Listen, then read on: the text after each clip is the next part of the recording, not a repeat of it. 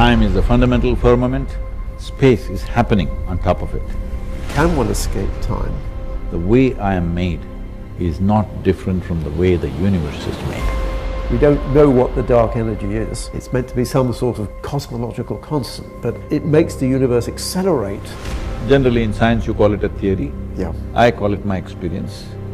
If I give you a simple line, can you build mathematics for it?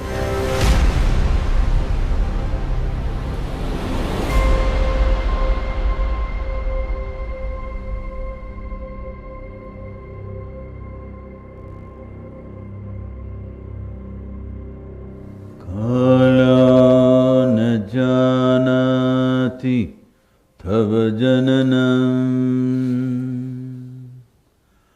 kala na janati tava samapanam,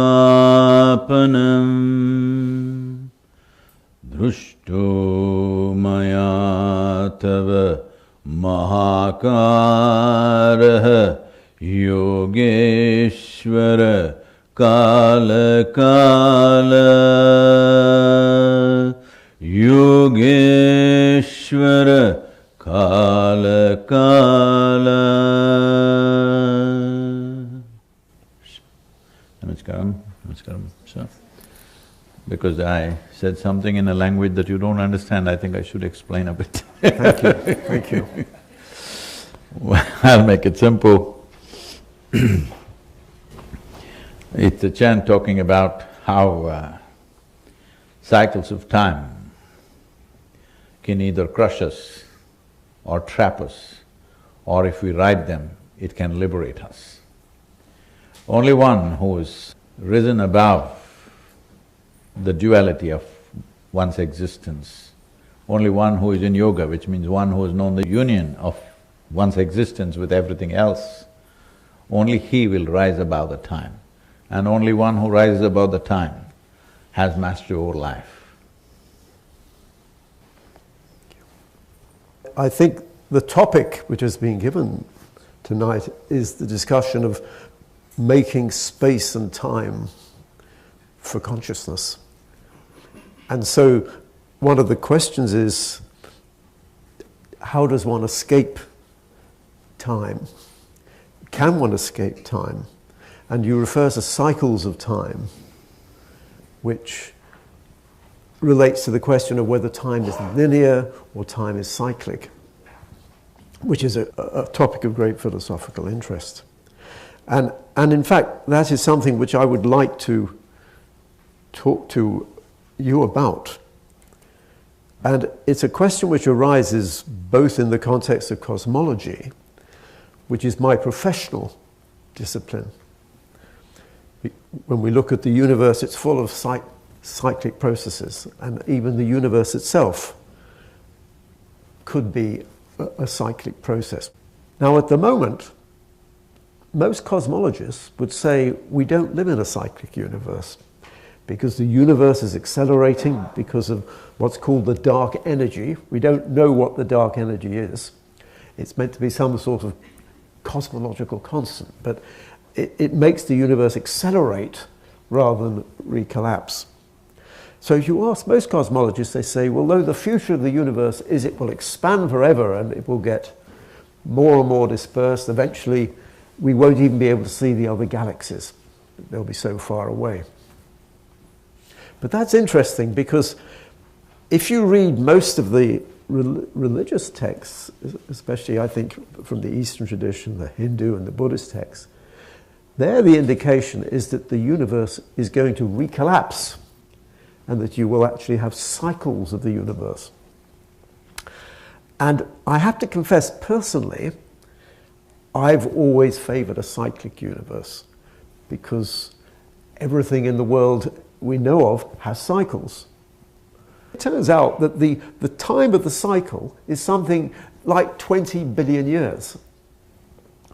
And that's remarkably close. I mean, if the universe is going to recollapse, it will recollapse on that sort of time scale, probably. And modern cosmologists have only discovered this in the last 50 years using their telescopes. And so it's remarkable that Buddha and maybe other mystics were able to get this information, whatever it was, 500 BC, to many, many years ago. So it's like you have this inner space station. So we're spending, through science, we're spending billions of dollars to get this information, whereas one's getting it from these mystical insights for free. Of course. It's not free. Oh, not it's free. not free. It costs life. It costs life. Oh, it's not. It costs life. It's not free. I see. Okay, fair enough. Yes, fair enough. Yeah. Dollars come from somewhere else. Life goes waste. Yes. Looking at these things. But to me, this is an important point about the link between science and spirituality. One thinks of them as being opposed. From my perspective, they're both studying the physical universe, and they can both be applied to study the physical universe from an outer perspective and from the inner perspective. And I think ultimately there is agreement. Well, if it's the same truth, if it's the same universe they're looking at, there has to be agreement. There has to be concordance. And I think that's remarkable. So I know there's been a tradition of inner science in Indian philosophy for many years, thousands of years, but in Western philosophy, the focus is all on outer science. And I think part of this union between science and spirituality will be the realization that inner science and outer science must merge.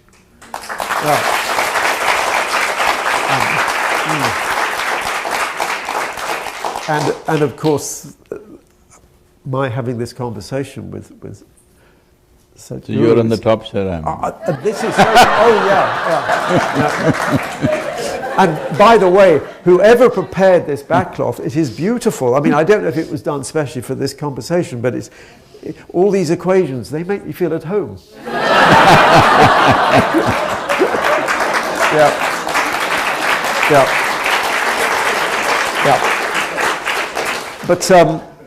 But the only thing I would like to say is we're talking about the physical universe because I am professionally a cosmologist, so I can talk about cosmology without getting into trouble. And so when we talk about cycles and the time scale of cycles, that's conventional cosmology. And so if there are any physicists in the room, you should be happy about that. However, I know this conversation, I hope this conversation is going to veer into other domains where one is going beyond the physical universe. Because I think one of the lessons one gets from, well, mystical insights is that there are other levels of reality beyond the material. I think I refer to this as the domain of post-materialist science. Originally, Sadhguru was talking about cycles of time, and I'm talking about, so far, cycles of time within the physical cosmology, but there are also cycles of time which go beyond physics, and I know we'll get onto that later. But I should maybe ask you to react.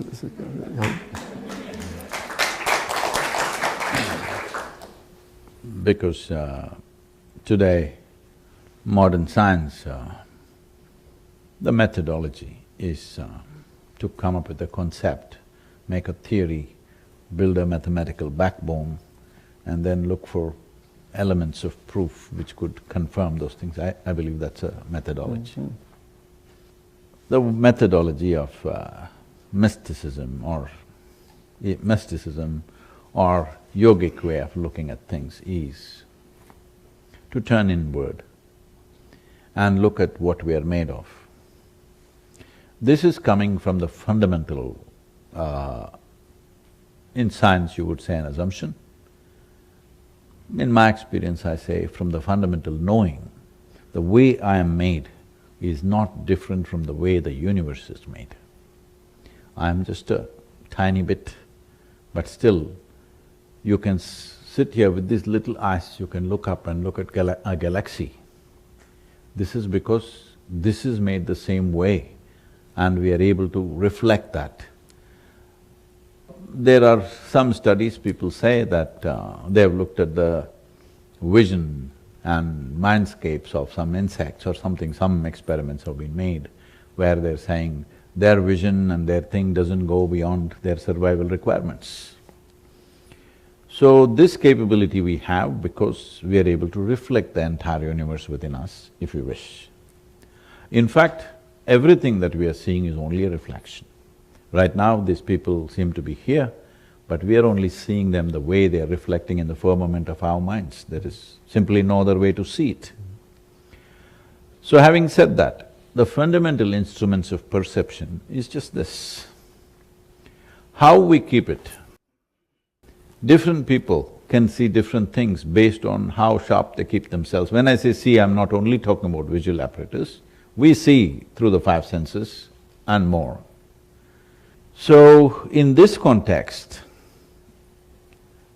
the way we see this is because yours cosmology, inevitably the other day, the boss didn't allow you to speak about time because he said, no, it's time.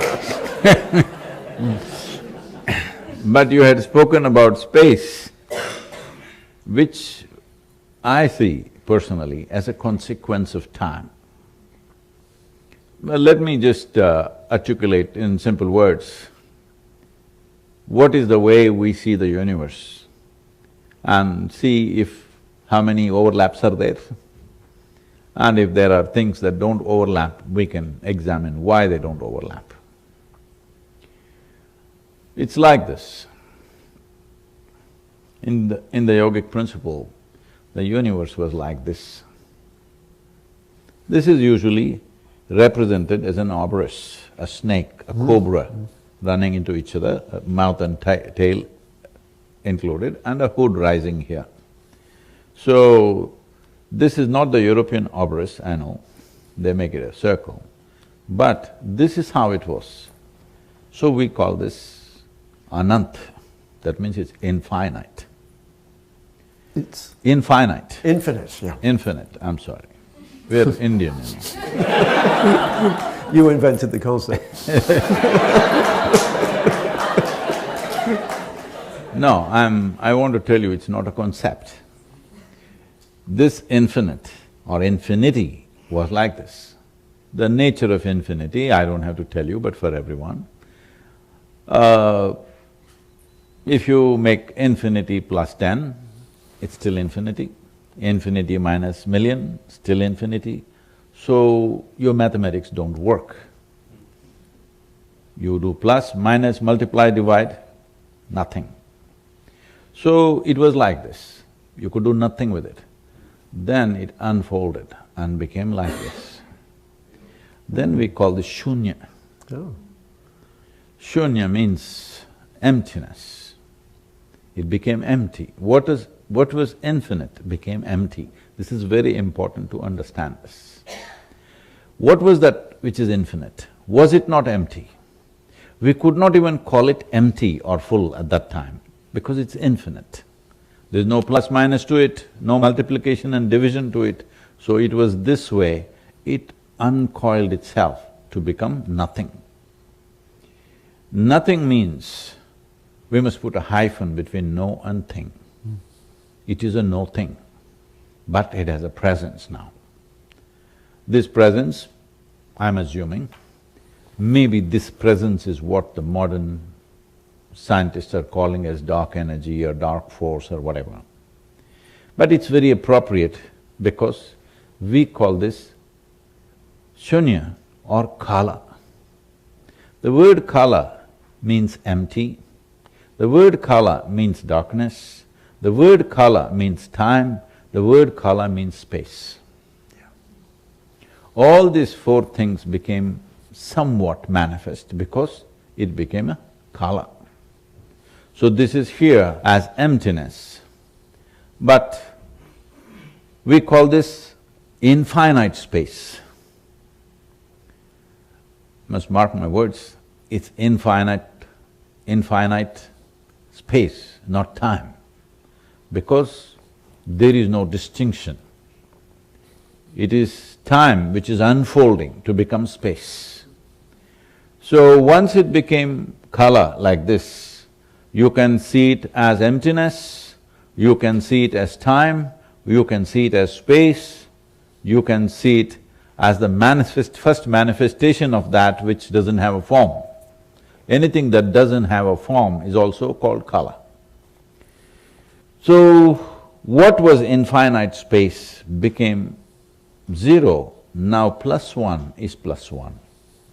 -1 is -1. Suddenly, there is no physicality yet, but there is a mathematical foundation for its physicality. Now, once it became empty like this, the word shunya is, in terms of written word, for the first time it's seen about 400 BCE. There are documents where clearly the word shunya and the mark of a zero is there. It traveled to Arabia in early, the next part of how we count time today. Because those divisions are not there in our minds, because we have to communicate with the English-speaking world, we have also come that the cut-off date is somewhere 2000 years ago. Otherwise, we don't have those cut-offs in our minds. So I'm just saying, what are you calling it now? AD? It's not AD anymore, what are they calling it? CE. It's called CE now, Common Era or something. Ah, CE, yes. Yeah. So, in the Common Era, in the first, second century, or maybe by third, fourth century, it traveled to Arabia, because Indian traders were maintaining trade routes from India, right from the bottom of India, that is southernmost parts of India, right up to Damascus, Jerusalem, Aleppo. Even today, Aleppo city is supposed to be 8,500 years old, and that city was built by taxing the Indian traders. So, the live transaction was a daily business, people were traveling quite a lot. So, it traveled to Arabia, where they called it cipher. The word cipher again meant empty. This cipher came to Europe, in Latin they called it Zephyrium. That went to Venice, where it was the hub of many things happening in Europe, and there they called it zero, and the English called it cipher. These days nobody's using that word cipher. When we were growing up, it was common to use the word cipher in English language, but I don't know in… As a code, as a secret code. Oh, is it? Well, the word cipher is to do, in English, Zero. is connected with Yeah. coding, but this is a different context. Yeah. We used to use the word cipher as a zero. When say, it was used in a derogatory way, oh, he's a cipher, he's nothing kind of thing. So, this aspect, once it became nothingness, but it was a firmament of tremendous existence, but without physical form. Then we go into a more, a dialectical way of expressing this, where we're calling this kala as a being, a large, formless, not large, infinite, formless being. Infinite cannot have a form, of course, so it's a being. And he breathes. He was inhaling is a long process, maybe running into millions or billions of years, there are calculations for that, I'm not the mathematician for that. And when he exhaled, it's not that he has nostrils, he exhales from everywhere. If we did not have actually even our skin is it's not only perspiring, it's also respiring, So we are breathing through our every pore in the skin. Like that, when he breathed, that created a certain amount of energy. That we call as Shakti. Shakti came out of him. When energy came out of him, then this firmament of nothingness, which is a powerful force, it started reverberating initially, then caused ripples, those ripples led to cyclical movements. So with these cyclical movements, the first physical forms came out and it all over burst forth. As these cycles became more and more complicated, from whatever we call as electrons, protons, atoms, planetary systems, universes, all these evolved because of the cyclical movements. Fundamentally, we see physicality as a consequence of cyclical movement. Our very birth is because of the cyclical movements in our mother's bodies, otherwise we wouldn't be born. There is a yogic doomsday you would like to know, sir. So studying these cycles, feeling these cycles in our own bodies and studying these cycles, things were figured out because we were more interested in how to transform life here and how to make a human being go beyond these cycles. As I said earlier, the cycles of time are such, they can crush you. Why in their childhood they were like this and now they become like this, a lot of people. Time has crushed them. People think it's their experiences of life, this and that. No, that is only an excuse, it's actually time which has crushed them. Or the same time could trap people. They're okay, but they're bored and they don't know what to do with themselves. Do you mean crush them in the sense that they die? That will anyway happen, but when they're alive, they feel crushed by time. The cycles of time just crushes them day in and day out. Yeah. Many people wish the sun doesn't come up tomorrow morning, but it comes up and they have to go to work. It it crushes them. You know, in United States they have, thank God it's Friday. Yes, yes. It means they don't have to wake up tomorrow morning. Yes, yes. TGIF we used Yes. to… Yeah. At Caltech we used to have the TGIF celebration every Friday. So, we want to break these cycles. So, any cycle naturally has a centripetal force and a centrifugal force. If you get caught up in the centripetal, you get crushed. If you ride the centrifugal, then you're released, a tangent is formed. So, to attain to this tangent is the goal of life in the East. We call this mukti, nirvana, moksha, whatever. Essentially, we want to ride the physical cycles in such a way we are liberated from the physical cycles. How did people see these things? How did people come up with these things? This is always a question. Well, how did the modern scientists see something? Today everybody is talking about Hubble and whatever the other one, John Space? James Webb Telescope. James Webb Space, whatever. What are these instruments? These instruments are just extensions of our own senses. Only because we have eyes, only because we have eyes, the telescope means something. Otherwise, what is a telescope for a man who has no eyes? Simply nothing, all right? It's just a pipe. With a few mirrors and maybe lenses or whatever it is, it's just a pipe. It's a metal pipe, we can use it for something, but you can't use it because inside they've blocked it with so many things. Quite expensive. Expensive pipe. I agree with that. So I'm saying only because we have eyes, we are making instruments which will extend our eyes. Indeed. So, this extension was done in so many different ways. One of the things that we did was that we created energetic forms which would make us look very, very far. Today, unfortunately, it is all being misunderstood and misrepresented, but there were instruments with which we could look very far, we could open windows into the cosmos. These we called as our deities.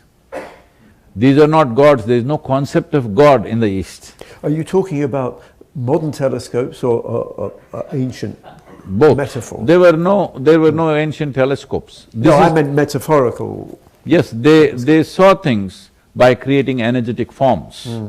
You have definitely heard of, because he was in your neighborhood, Ramanujam. Yes, of course, yeah. So when people asked him, some 3,900 mathematical formulations he came out with, which is still being debated and discussed and people are trying to understand what he wrote.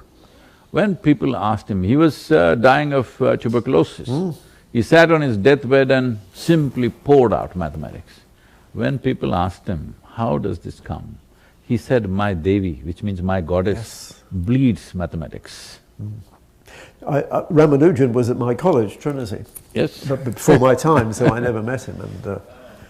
To me that is a fascinating example of how one can get information about the universe not just through the intellect, but through inspiration. As you say, he thought he had his information. If I should correct that, sir, I'm sorry I'm intervening. Yeah. You never get information through your intellect. You get information through your senses, and there in the intellect you mess it up. It's, well, I mean to say you match it with the old information and try to make sense out of it. I wouldn't like to admit that we always mess it up, but I think No, that, no, I'm saying we're trying to make sense out of it. But normally what we think is sensible right now is actually blocking us, because what we think is smart, we can't leave. What we think is stupid, we can leave easily. So you've made so many interesting points, Sadhguru, that well, I'm not sure I can remember them all, but can I react to some of them? I will remind you.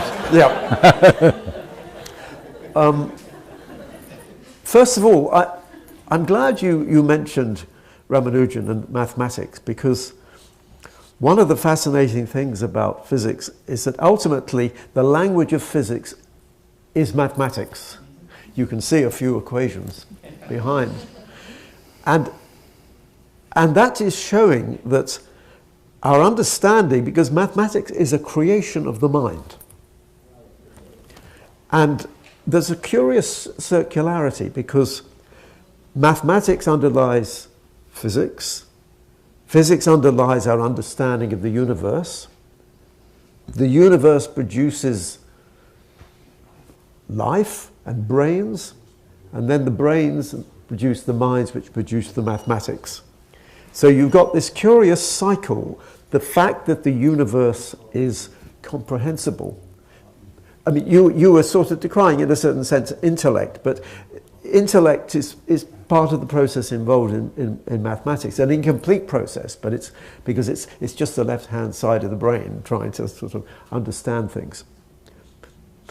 And to me, that's always fascinating, why mathematics is actually able to describe the universe.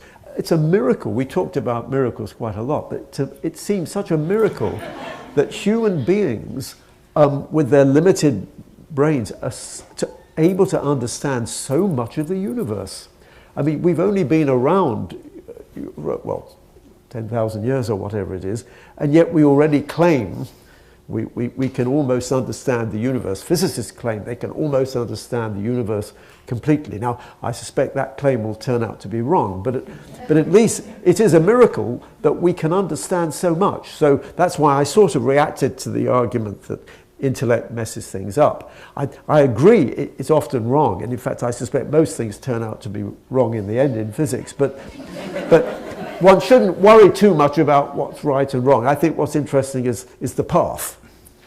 I think most theories of physics end up being wrong, but that doesn't mean it isn't useful, because it's the path which is important rather than the final paradigm, which is always going to change. But I remember there's a statement that mathematics is the language of God. I don't know if this is a statement in the Indian philosophy, but mathematics is the language of God, it is sometimes said. On the other hand, I know that Rumi said that the language of God is silence, and that maybe is more consistent with what you're saying. But so that's the first point I wanted to make, the importance of mathematics, although ultimately it can't reveal everything. I still think it's important, and that's why I loved your reference to Ramanujan, who was a spokesman for mathematics, which came, I think, from his Davis, from his angels, rather than just through his intellect. Now, I love the moment when you took your infinity and it turned into zero. Because, as people will know, I spoke about the cosmic Ouroboros in my talk on Thursday. And I love the cosmic Ouroboros because it encapsulates all the triumph of physics in coming to understand the physical universe. But of course, the most interesting aspect of the Ouroboros is where the head meets the tail. And I said, well, the head corresponds to the universe, and we know how big the universe is, 10 to the 27 centimeters, and the tail corresponds to the Planck scale, 10 to the minus 33 centimeters. Well, those are only the biggest and smallest scales as we understand it. Really, what those scales represent.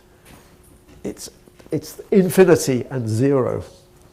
Okay, the larger scale is infinity and the smaller scale is zero, and of course we reduce them to finite amounts so we can understand them.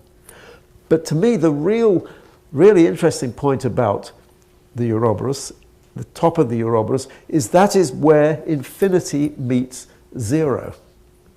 Now, the symbol of the Ouroboros is like a zero, you remember. But the symbol which Sadhguru used is, of course, the symbol of infinity. And I came across your representation of that on the website somewhere. It's a beautiful image. In fact, I think I even showed it briefly at the beginning of my talk. But I'm not sure if it was intended, but to me, that was a fascinating thought, because it shows that, in some sense, infinity is zero. And that's how the universe began, because from a physicist's point of view, the universe began in a vacuum. We don't know exactly what happened at the beginning of the universe, but in some sense there was just pure energy. There was no matter, no form, no structure. So it just started out of a vacuum. And the vacuum, I suppose, corresponds to zero. But it also corresponds to infinity. Because from my perspective at least, at the top of the Ouroboros, that may be the end of physics as we understand it. But actually, from my perspective, that is where mind and spirit come in. And so that from my perspective, if we want to have an extension of physics, it's there at the top of the Ouroboros that we're going to somehow find mind and spirit. And maybe from a cosmological perspective, that is where the universe has come from. Because if you believe that mind in some sense was prior to matter, you must find it there at the top of the Ouroboros, precisely where your zero and your infinity meet. Now, and then you refer to all the different cycles of time. The other thing about the Ouroboros is that there are all those different levels of structure. You remember I talked about them. There's biological time with human beings, there's planetary time, the stellar time, galactic time. So the physical world is full of all these cycles. And so when the material world was created in the Big Bang, it led through a process of evolution to all these different levels of structure, which had all the different cycles, all the different time scales, which of course range over a huge range. I mean, that cosmic Ouroboros was expressed in terms of space, in terms of time, spaces, the scales of things. It could equally well have been expressed in terms of the time scales of things, because every length scale goes with a time scale. You mentioned space and time are intimately connected. And so you could also put time scales around that diagram. Every level of structure has a time scale associated with it. And so that is a manifestation of the physical world, that there are all these cycles. And we as human beings, of course, we experience a limited range of these cycles. And I was impressed, almost depressed, when you said how it's the cycles which can overwhelm us. The experience of these cycles can be almost depressing, because you feel that it's just in everyday life constantly. I hate shopping, and I find having to go shopping every day, especially when my wife is away, and having to every day shop and then cook every day and then wash every day, it's a bit overwhelming. So I think I understood what you meant by that. And but that's part of it. It is part of cycles. I must tell you, in yoga, these cycles are referred to as samsara. Yes, yeah. But in common society, in the language, the word samsara means family. Oh, right. Oh, I didn't realize that. Oh, right. Well, I can... Actually, I don't have any children, but I can imagine that's samsara, yeah. Suppose you went to your lab and you found a new universe. It doesn't matter, you still have to come home. Yes, yeah. And yet, of course, from Buddhism, I understand the concept of samsara and the constant cycle of birth and rebirth and how one needs to escape from that. And so my understanding is that although there are all these cycles in the physical world, that there is an escape from all those cycles, which I understand, although don't experience, is in some sense the aim of, I suppose, of the mystical path, to escape from the cycle. I have to say, personally, I've never had I'm not a very spiritually evolved person, and I know I'm not going to become enlightened in this life. Why do you say that? Well, because I meet more spiritually evolved You're people. trying to destroy my work. No. Because my work is to make sure that everybody, it doesn't matter who you are, what you are, the possibility is always there. Will you invest in the possibility or not? That's left to individuals. But if you say it's not possible, then you're trying to destroy my work. Don't do that. Well, if by becoming enlightened I can justify your work, I will strive to become enlightened.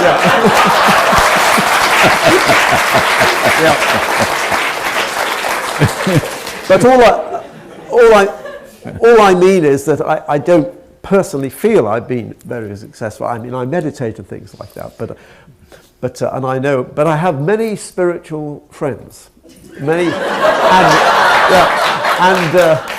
I like to think that their spirituality rubs off on me somehow.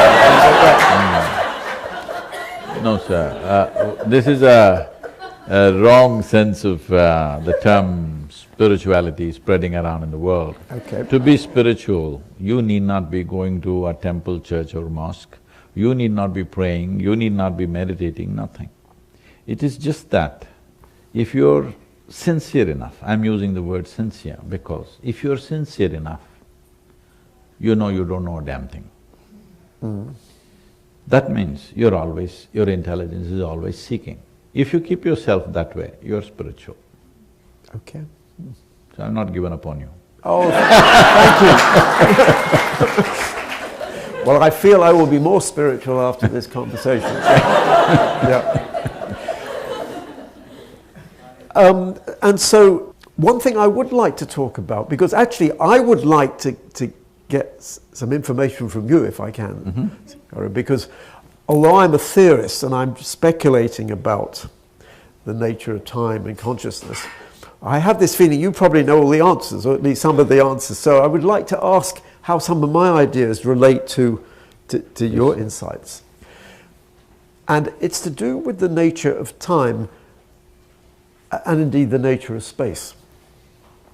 In my talk on Thursday, I was trying to explain that if you want to expand physics to accommodate consciousness, by which I mean mind and spirit, because consciousness is everywhere in matter, mind and spirit, that you have to expand your concept of space and your concept of time. Now, I already spoke on Thursday about in what sense I felt you had to expand your concept of space. But just to recap, just in case there were some people not there, my argument was that most mental and many spiritual experiences do require a space. And I was referring to dream space, out-of-body space, the space of a near-death experience, the space of ghosts, the space even of some mystical experiences. Not all mystical experiences, because some go beyond space and time.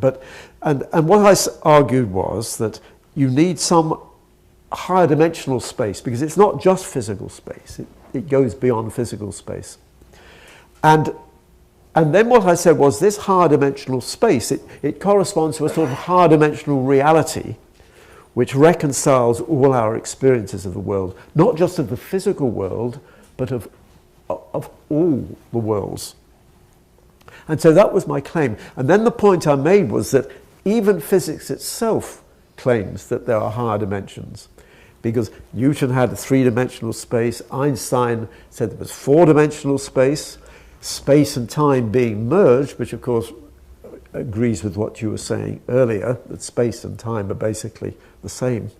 And then I explained how they introduced the fifth dimension to explain electromagnetism, and then how they introduced 6 more dimensions in superstring theory, in order to describe all the physical interactions. So then you had a 10-dimensional world. And then finally I said with M theory, we had the idea there was another dimension, so you have an 11-dimensional space. And Sadhguru made the fascinating remark, which was new to me, that actually 11 dimensions is precisely what arises in some of the traditions. Maybe we can come back to that. But then the key point I wanted to make was that in one particular version of M theory, the physical world is a slice of a higher dimensional space. The slice is called the brane, B-R-A-N-E, and the higher dimensional space, if it's a 5-dimensional space, it's called the bulk. And so physics gives you a higher dimensional space, of which material world is a slice. Your experience, your mental and spiritual experience, gives you a higher dimensional space. So the main point I made on Thursday is, why can't we identify these two spaces? This is not a view that many of my physics colleagues will share, because they don't want to be associated with mysticism. But that's my personal view. I don't want you to give the impression that this is the mainstream physics view, because I'll get into trouble with my physics colleagues if you get that impression. But it's my view anyway. But that was talking about space. But what I didn't talk about, because our kind chairman realized that we ran out of time, I didn't talk about time. So can I speak for about 5 minutes about time? And then I'm going to ask Sadhguru if he That's could... a lot of time, sir. Yeah, okay. Yeah. You see, what is fascinating about consciousness is that it involves the passage of time. When you say I am conscious, one can argue about what you mean by conscious. There's a distinction between the contents of consciousness, which is what I'm normally referring to when I talk about a space of consciousness, but the experience of consciousness itself. This must change. You should not say space like this. Ah, I should go like this. Thank you, yeah. Okay, so conscious, space like that, yeah. And hopefully time like this, yeah? Which means the chairman can't stop me if I... Yeah. Anyway, the point is this. What you've got to realize, in Einstein, with his theory of special relativity, he married up space and time. He realized that the world is 4-dimensional, with the 4th dimension being time. And so you as a human being, your body is like a world line in this. You imagine space and time in 2 dimensions. I hope I can use my hands, but you imagine space and time in 2 dimensions to make it simpler. You are like a line, your world line in this 4-dimensional space, but is represented as 2-dimensional space. But in Einstein's picture, it's called the block universe.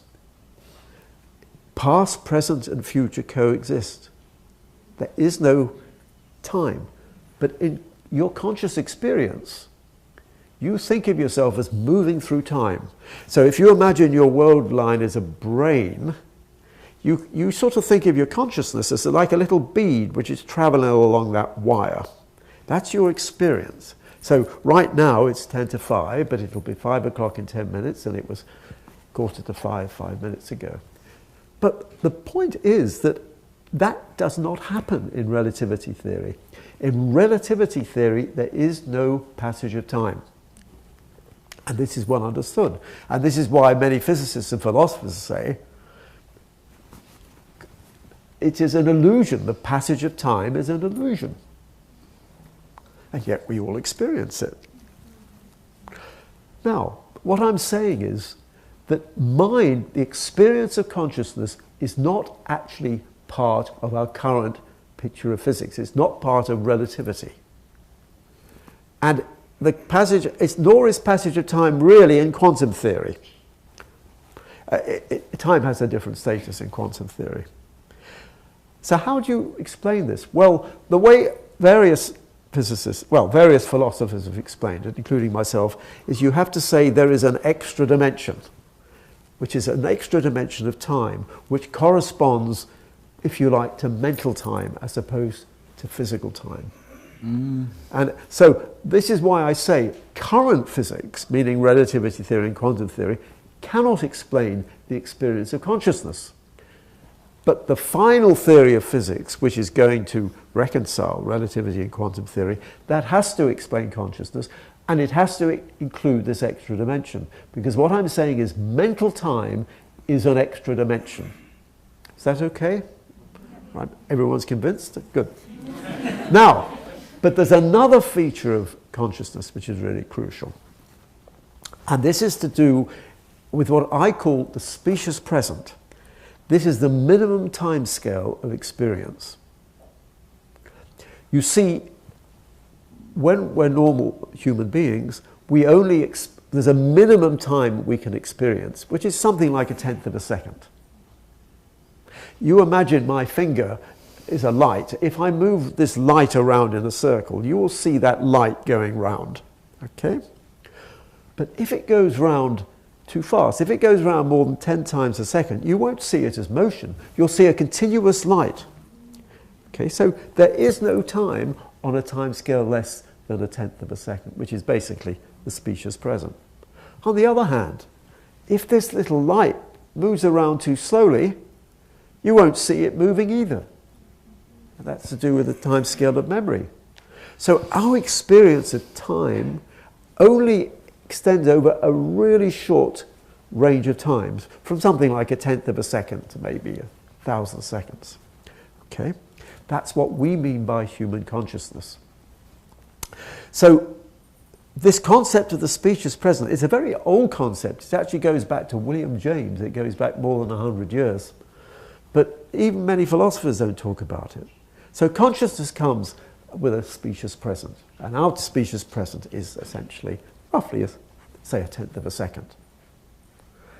Now, we as humans are very arrogant. We assume that that is the only level of consciousness in the universe. Well, at least... Not humans, physicians. Yeah, well, yes, yeah. Okay, absolutely. Well, I suppose, exactly. When I say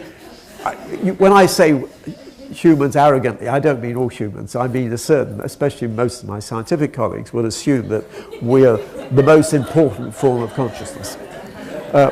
Obviously not Sadhguru, probably not most of you. But the question is, therefore,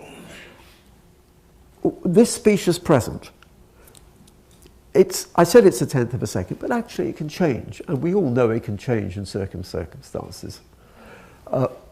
I expect you had the experience. You're in a crisis situation. Say you're falling off a mountain. I don't know if anyone's ever fallen off a mountain, but you know, time seems to slow down. Or maybe you're in a car accident, and the outside world, everything seems to be in slow motion. That's because your specious present has sort of shrunk, and so that happens. You can have another experience, for example, where your specious present expands. I know of a case of someone who was very ill, was lying in bed, and saw this flashing light at the window, and couldn't work out what it was. But it turned out this flashing light was the rising and the setting of the sun. But their specious present had expanded so that it seemed to be a flashing light. It's a question of the relationship between your mental time and physical time. Now, of course, most neuroscientists would probably think that can be explained because there must be some sort of clock in time inside the brain. So, for example... So, one second. Yes. Because there's a lot of things, if each one of those things, if we unpack together... Absolutely, it'll be yes, good, yes. because you're saying so many things, we will, by the time we come back... No, but so are you, so it's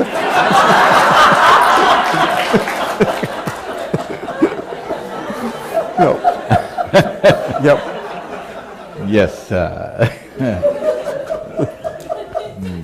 The important thing is, I think Einstein is committing incest. Yeah. when he says, we will marry time and space. I don't know whether he said it or not, you said. Because what we are seeing as space, in my experience, is a consequence of time. Time has given birth to space. And our sense of time is essentially because of cyclical movements, otherwise we don't know time. Right now people are sitting here, well, if this goes for an hour and a half, two, they're okay. It doesn't matter what great truths you talk, if it becomes 4 hours, they will slowly slip out. Yeah. Because, not the clock, their bladder keeps time, Yeah. their backside keeps time, their lower back keeps time. Hello? Suppose they didn't have a body, we took away their bodies, then if we sat here for 2 million years, they have no problem. We as physical beings are a consequence of time, which is essentially cyclical movements of physical material.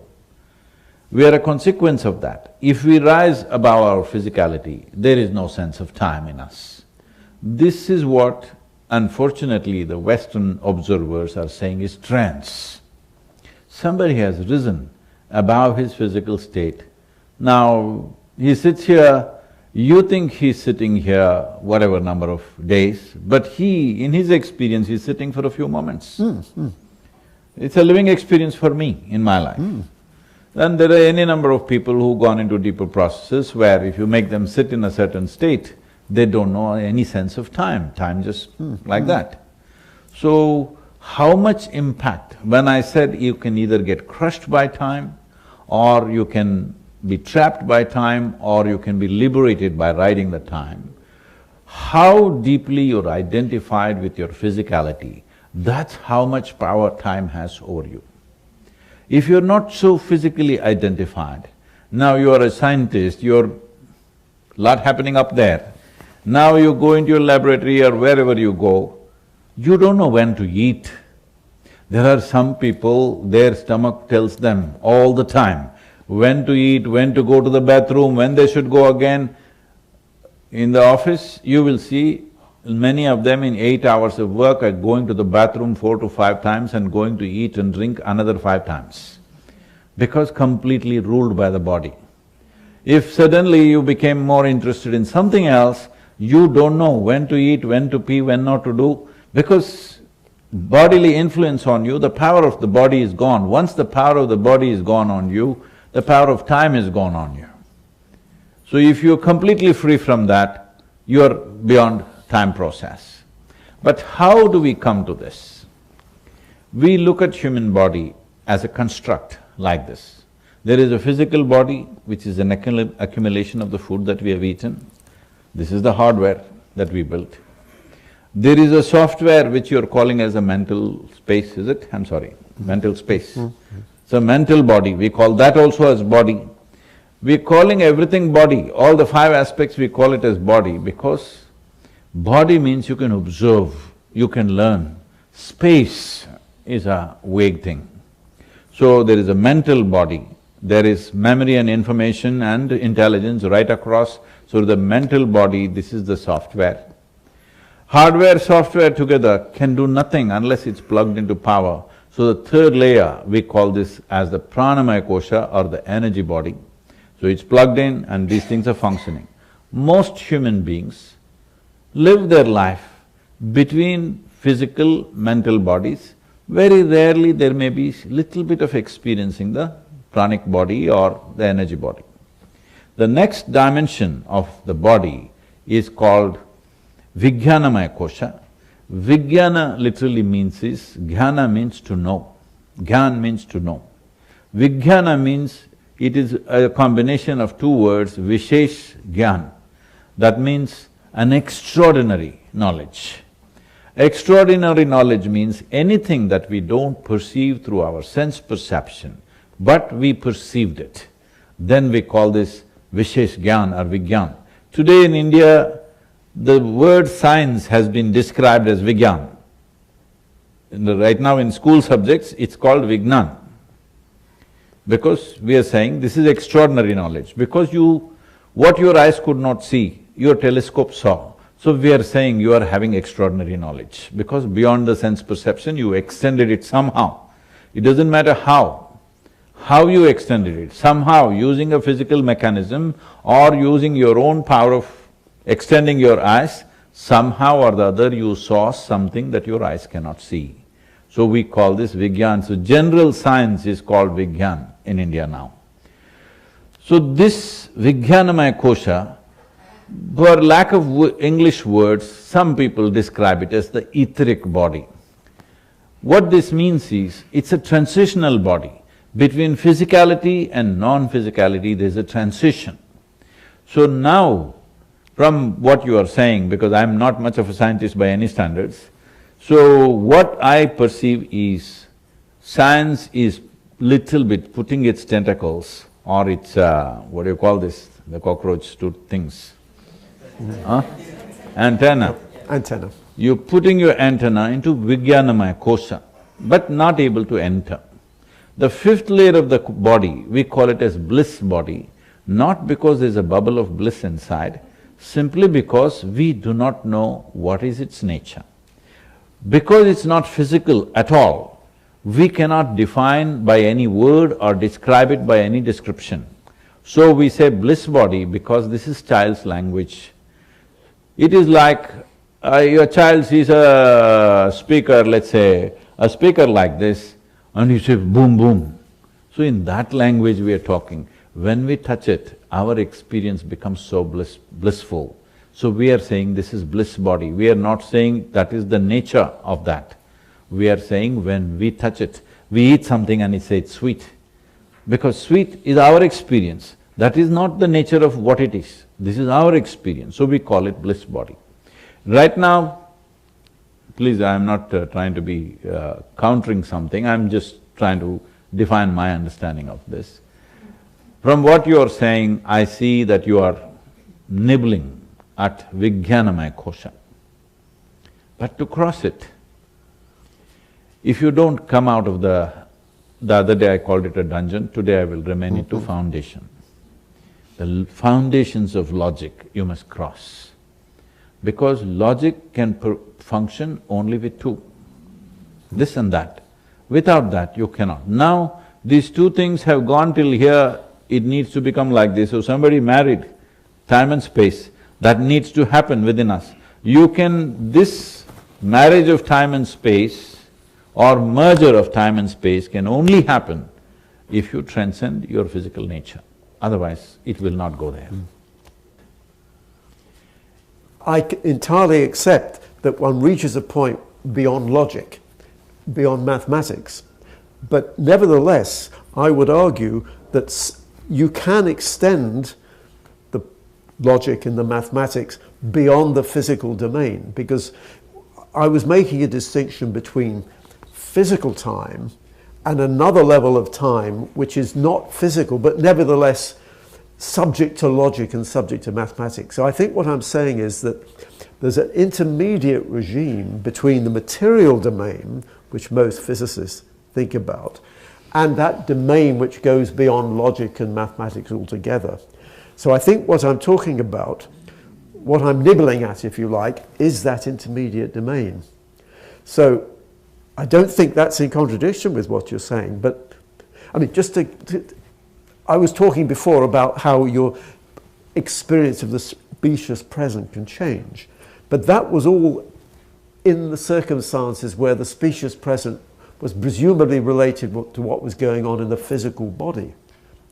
But the point I wanted to make was that you may have a psychic or a mystical experience where your experience of time is very different indeed. So, for example, you might have a near-death experience in which your whole life is seen in an instant, okay, rather than just as a… So your 100 years is just seen in one moment, because in some sense your specious presence in that state of mind has expanded to be a whole life. And my understanding is, from the literature, not from experience, is that in various mystical states, it's like like you can be expanding, changing your species present, like a dial on a radio, so that you experience the world at a different level of consciousness, and that different level of consciousness corresponding to a different species present.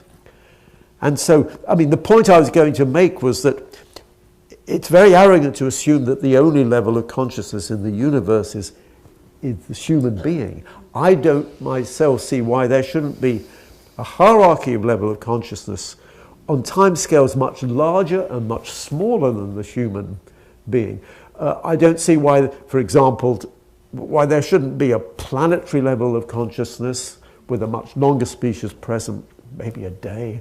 Why there shouldn't be a solar level of consciousness, which might be 100 years. Why there couldn't be a galactic level of consciousness, and why there couldn't be a cosmic level of consciousness. So I would say within this perspective, this is why I'm putting the emphasis on species present. I don't see why there cannot be a hierarchy of levels of consciousness associated with different, if you like, forms of embodiment, but also… If I can ask yes, a question. Yes. Because you are using the term, time related to the mind, right? Yes, I'm now talking about time related to mind rather than to physics. I'm saying the time, we experience time only because of our relationship with our body, not with our mind. In our mind, we can make 1 hour into 10 hours, 10 hours into 1 hour. We can, because on a certain given day, if you're very joyful, the day passes like 10 minutes. If you're depressed, the day passes like a eon. So this is a mental thing.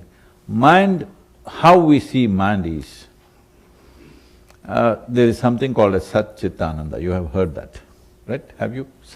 Sat Chit Ananda. No, I don't know the terminology, okay. I think Sat I know means, the concept. Sat means truth or reality, Chit means, we are referring to Chit as mind, Ananda means blissfulness. So Sat is reality which is there. But we can only look at the reality through the lie of our mind. Sat is half there, half not there. It's a half a reality. Part of it is true, part of it is not true. Chit is a complete lie. You can make anything out of it. You can look at this and see a dinosaur there, genuinely. People do that. Sorry, see a… You can see a dinosaur or an elephant standing there right now, though it is not there. Right, a dinosaur. You can see an elephant standing there, though it is not there. You can look at this person and think, oh, she's evil. You can look at that person and think, oh, she's beautiful. You can look at that person and think something else. This is all lies made up in our mind. We can make up whatever we want. This is the beautiful thing about our mind. We can even make an absolute lie into reality, a total lie, something that never existed. We can make it into a reality of our own. This is a phenomena that we have a kaleidoscope, we can make whatever. With little information, we can make so many things out of it. But that's not an instrument to explore. Kaleidoscope you can enjoy, but you cannot make that into an instrument of exploration. Body is more reliable. Body never lies to you. Hello? But there are different levels of body, I mean… Yes. From what you were saying, Yes. Physical body, mental body, I mean… Yes, I'm right now saying the physical body never lies. It's telling you the truth, isn't it? You want us to stop? Mental body, physical body, I'm asking. So I'm saying when you get hungry. But mind can tell you, no, you're not hungry. Mind can tell you when you don't need food, mind can tell you, you need to eat. But body tells you truth about everything. When it's cold, when it's hot, everything is the way it is. But mind can make it whichever way you want. What is pleasant for one person is unpleasant for somebody, what is unpleasant is pleasant, because mind makes up all these things. This is the mind as we see it right now. We're just essentially talking about one aspect, which is the intellect, which is what today in modern societies we have strived to develop, because it produces results for us. In daily life, it improves our life in so many ways. What does improvement in life mean? essentially means we get to handle our survival process more and more efficiently. That's all improvement is. This is why, though compared to how, let's say how our grandparents lived and how we are living today, probably every one of us have 10 to 20 times more than what they had, we are not any more joyful or any more liberated than them, though people claim. It is not. When you look at the people on the street, their faces, they're driving their dream cars, when you look at their faces, you know they are no better. People who walked or bicycled were also like that in the past. I am not saying we are more miserable, but we cannot claim because of these comforts we have become more joyful. We become more comfortable, more convenient life, more possibilities in the physical world, all that accepted. But this doesn't change the experience because it's the mind which can create whatever you want. Some people who manage their mind well, they see a good picture on their kaleidoscope. Some people who don't know how to manage that, they see a bad picture all the time. But that's got nothing to do with the reality. So when we are using an instrument like this to explore the fundamental reality of our existence, it'll give us a bad picture. Telescope is a good thing, kaleidoscope, no. So that's… Can I ask you a question? Because you're talking about, you see the dinosaur or the elephant. I didn't, I'm just… That was your example, but would you regard our theories of… from physics, our theories of the world as being like the dinosaur and the elephant? No, I'm not saying that. See, the theories of the world, I'm not saying they're all wrong. That's why I said they're pointing in the right direction. But even if you point in the right direction, let's say right now our vision, like some other, like a fly or a grasshopper or a mosquito, is only 10 feet. Let's say both of us can see only 10 feet. We can think, okay, if these 2 rows of people are sitting there, maybe 20 rows are there, maybe there are more people, and we start looking. But still our eyesight improves, we're not going to see them.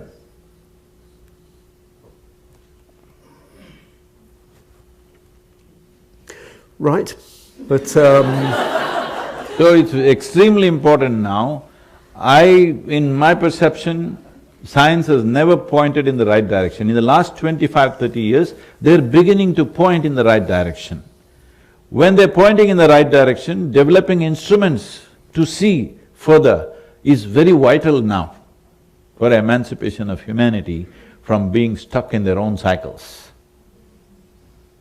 But you see, when you're talking about eyes, there are the physical eyes, but what interests me is that, for example, if one has an out-of-the-body experience, one floats around, one sees things, but one's not actually seeing anything through one's physical eyes, so it's as though there's a different level of body embodiment, a different level of eye, a different sort of light with which one is exploring the world. So are you making this remark just in the context of physical… In every context I'm saying, suppose it's true that somebody slipped out of their body and floated around. I can show you some examples which are stark, unbelievably stark, which will be shocking for most people. Leaving that, let's say somebody here slipped out, this is a good candidate. Yeah. She slipped out of her body and went around. But to see physical light, you need these eyes. I can't see physical light with my hands. You need these 2 eyes to see physical light. Because this whole problem of light, this has come because what is metaphorical is being taken literally by a whole lot of people. I think it's Patanjali who made the mistake, maybe even before him somebody must have, where he said, if you bring yourself, distance yourself from your psychological and physiological process, a new light will arise within you. When he says light, he's not talking about this physical light which is traveling at 186,000 miles per second. He's talking about a new clarity has come. You see things totally differently because things are crystal clear to you. But to see this light, you need these 2. Without these 2, you don't see this light. Right, but this lady she is…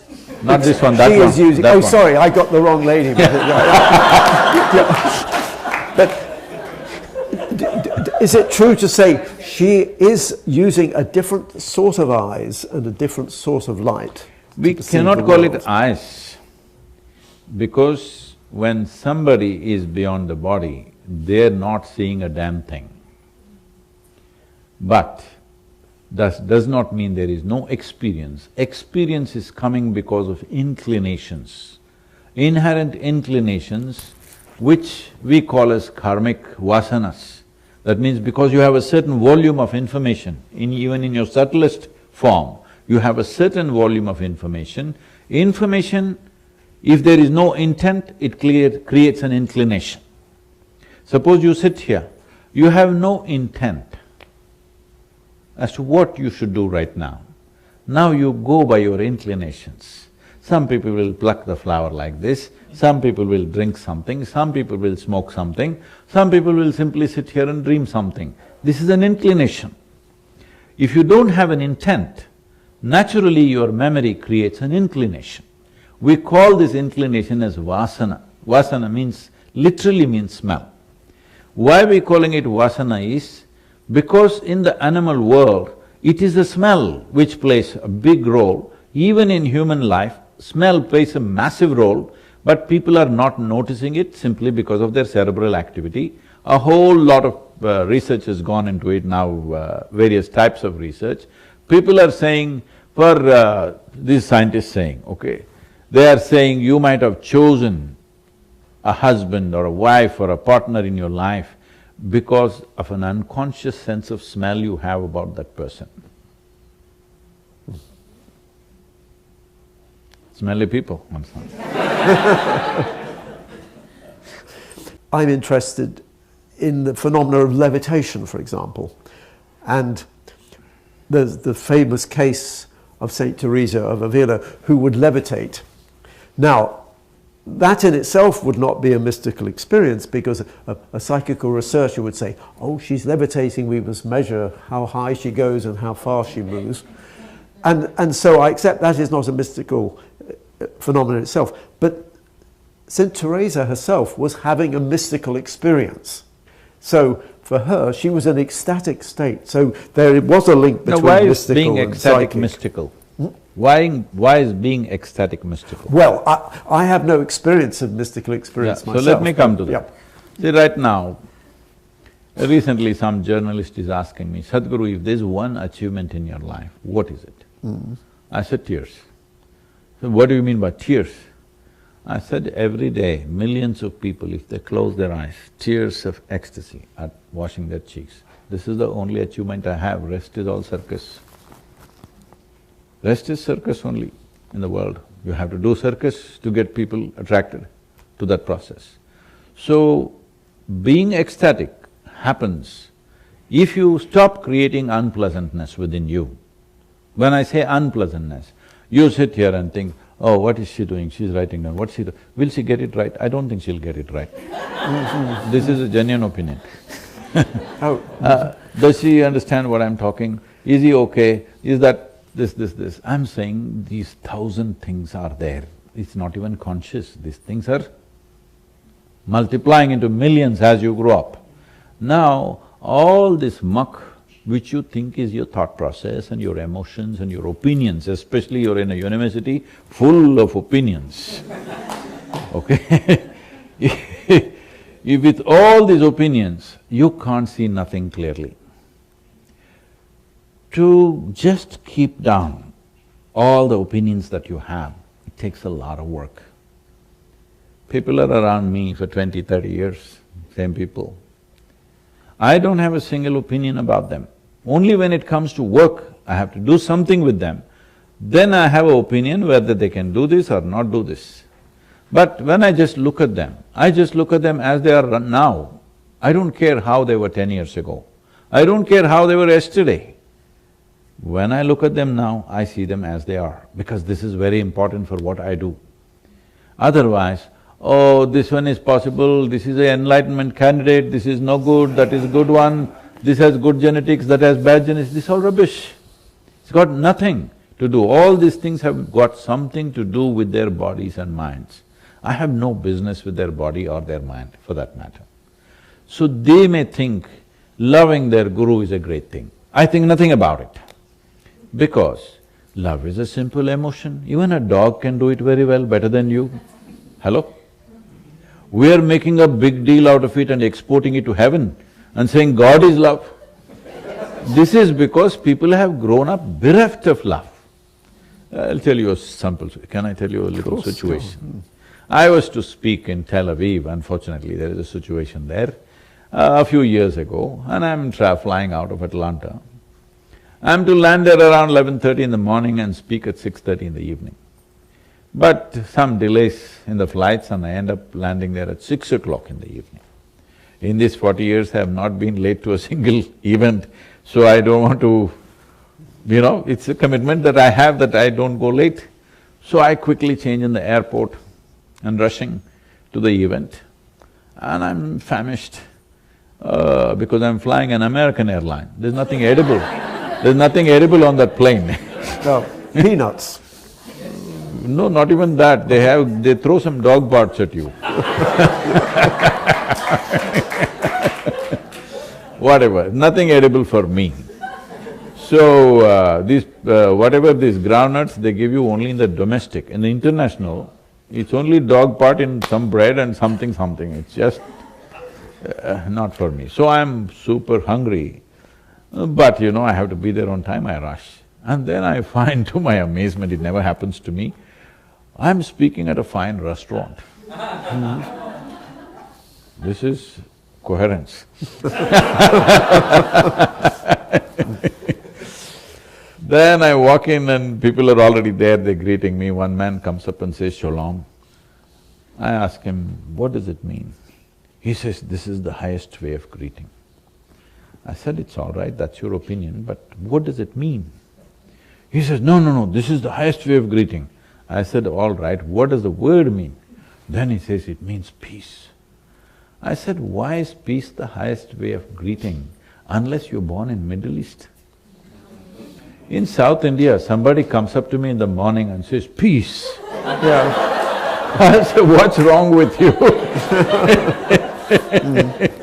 So I'm saying, anything that you deprive yourself of slowly rises to heaven.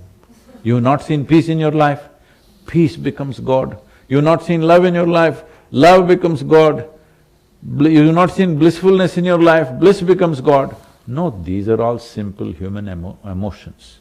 So if Saint Teresa, if she walked around blissfully, I'm glad for her. Today I can show you, if not millions, at least hundreds and thousands of people who are blissed out, at least for parts of the day. I'm blissed out all the time. Yeah, but… So, for me to simply close my eyes and come to tears is just 2 moments, I'll be there. There are many people like that here and everywhere. So it's wonderful if that woman walked like that, it's a fantastic thing, because that's how a human being should be. You shouldn't make a saint out of her. She is a wonderful human being. And every human being should be that way. They must walk the streets like this. When they see the flowers in the tree, tears must come. When they see the clouds, tears must come. When they see a child, tears must come. When they close their eyes, tears must come. Tears of love and ecstasy, not tears of misery and pain. So, right now it becomes such a rarity in a given society. Now you suddenly think she's got God going in her. No, she doesn't need God. Human beings are capable of experiencing these things. I'm saying these are all experiences that human beings have. Almost every human being at some point, in a moment of love or joy or something, tears have come to them. It's just that it's not common. If she made it a part of her life, fantastic. But in Eastern societies, there are any number of saints like that who always lived like that. I'm not trying to bring her down. All I'm saying is… When you say bring it down, you mean from the levitation or from the… Levitation I am not talking about it, Yep. I'll leave that, because that's a question of breathing in hydrogen, not oxygen. I'm saying I don't want to bring her down. My work is to raise the humanity not bring down somebody from the heaven. So unfortunately in those societies, because everybody else is in such a mess, if one human being rises, you think she fell from the top. No, she rose, wonderful for her. Well, they did make… yeah. But I'm saying there's nothing mystical about that. I mean, that's a question We can of say what… that is clearly a spiritual experience, let's say. Oh, spiritual is fine. I mean, Yes. the label… No, because we are trying to draw some distinctions between psychic, spiritual and mystical. So her experience, we can put it clearly in the category of a spiritual experience. That is fine, because that's a question of semantics and… No, these are not semantics, these are clear distinctions in experience. See, when you look at it from outside intellectually, it amounts to semantics. In terms of experience, what happens in my body is physical, what happens in my mind is mental, what happens in my emotions is emotional, what happens in my spirit is spiritual, is distinctly there, nobody can question that. Because somebody is questioning it from outside, because they can't see it. If somebody is shedding tears out of love, we can sit here and think, oh, maybe some pain. This is our conclusion, but they may be blissed out with love and tears may be coming out, possible? So, semantic issue comes because we are outside observers to human subjectivity. That'll never work.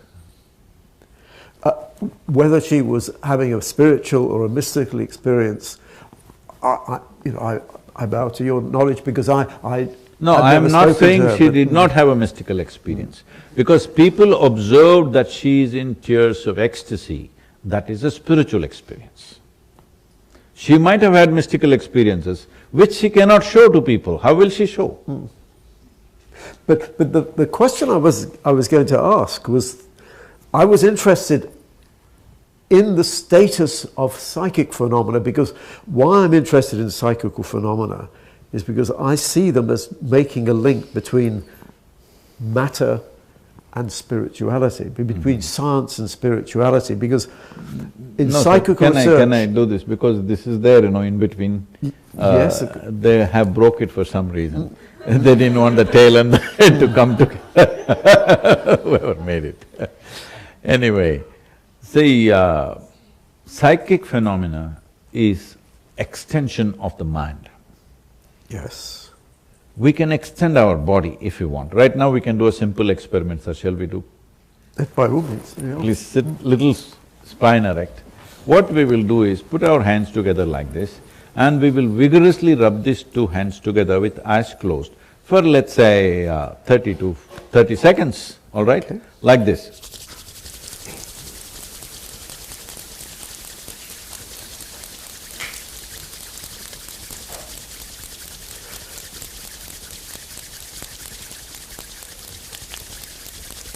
"30 seconds is a long time." Well, my specious presence is changing, yeah. Now, keeping your eyes closed, just separate them by 3 to 4 inches.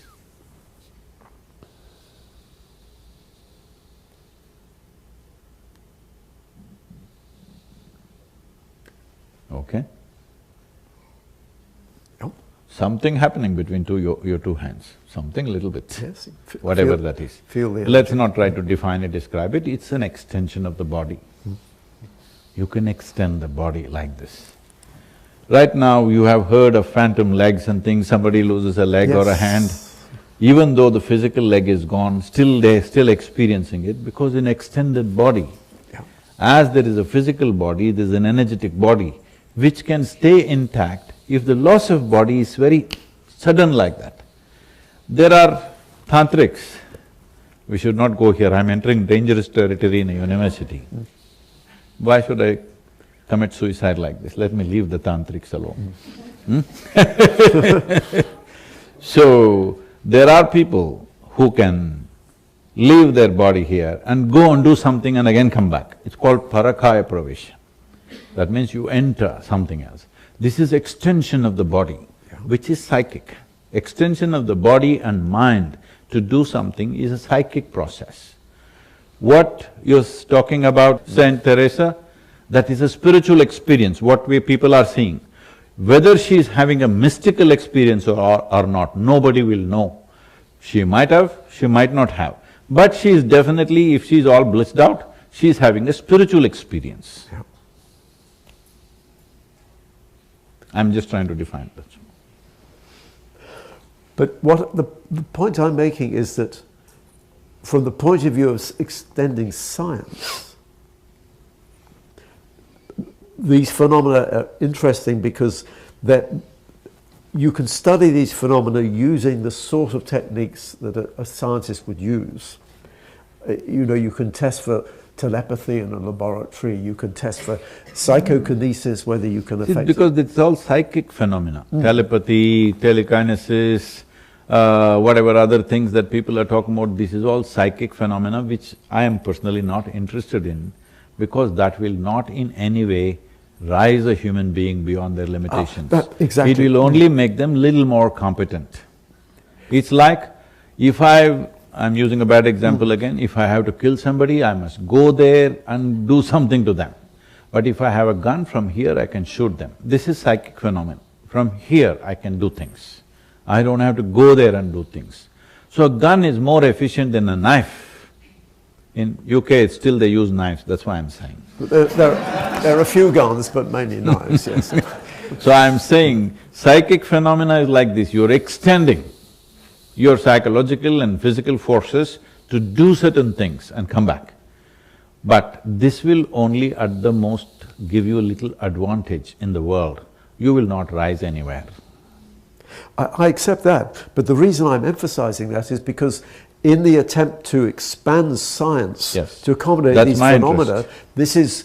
and it's nothing to do with helping somebody become enlightened, but nevertheless I'm saying it's helpful, it's of interest to me, because that's how I can expand science to accommodate these phenomena.